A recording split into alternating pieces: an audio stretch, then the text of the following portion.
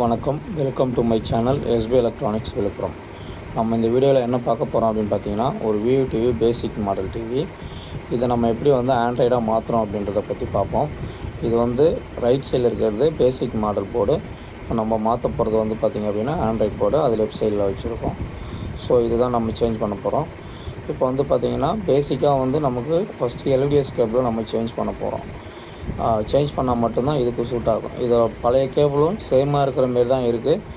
But ஆனால் பார்த்திங்கன்னா போர்டில் கனெக்ட் பண்ணுற அந்த பாயிண்ட்டு பார்த்திங்க அப்படின்னா பழைய கேபிள் கொஞ்சம் பிக் சைஸில் இருக்குது. ஸோ நமக்கு அது சூட்டபுள் ஆகாது. நம்ம வேறு கேபிள் தான் சேஞ்ச் பண்ணணும். அடுத்தது பார்த்திங்க அப்படின்னா இது இம்பார்ட்டன்ட்.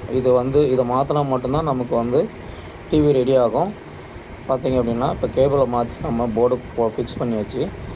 போர்டு ஃபிக்ஸ் பண்ணதுக்கப்புறம் ஆண்ட்ராய்டுன்னு லோகோ வர்றது கொஞ்சம் நேரம் ஆகும். கொஞ்சம் வெயிட் பண்ணி தான் நம்ம அதை பார்க்கணும். நம்ம இப்போ போர்டை மாற்றினதுக்கப்புறம் பார்த்திங்க அப்படின்னா ஸ்க்ரீன் வந்துடுச்சு. இப்போ ஸ்க்ரீனில் பார்த்திங்கன்னா மிரரிங் இருக்குது, மேப்பிங் இருக்குது. ஸோ நம்ம இது ரெண்டுத்தையும் பார்த்திங்க அப்படின்னா சேஞ்ச் பண்ணணும்.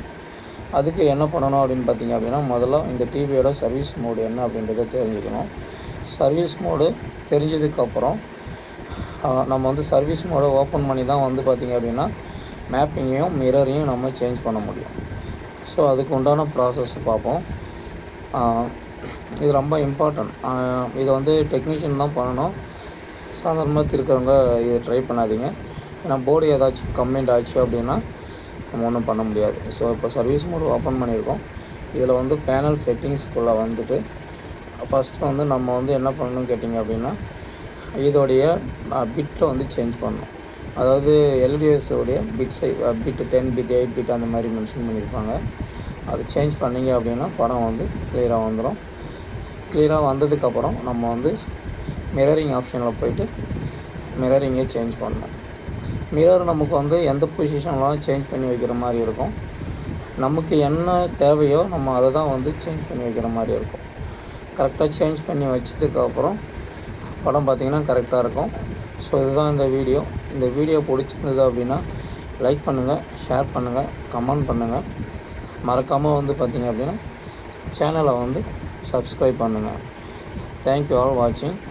இந்த வீடியோ பிடிச்சிருந்தது அப்படின்னா ஷேர் பண்ணுங்கள். மிக்க நன்றி.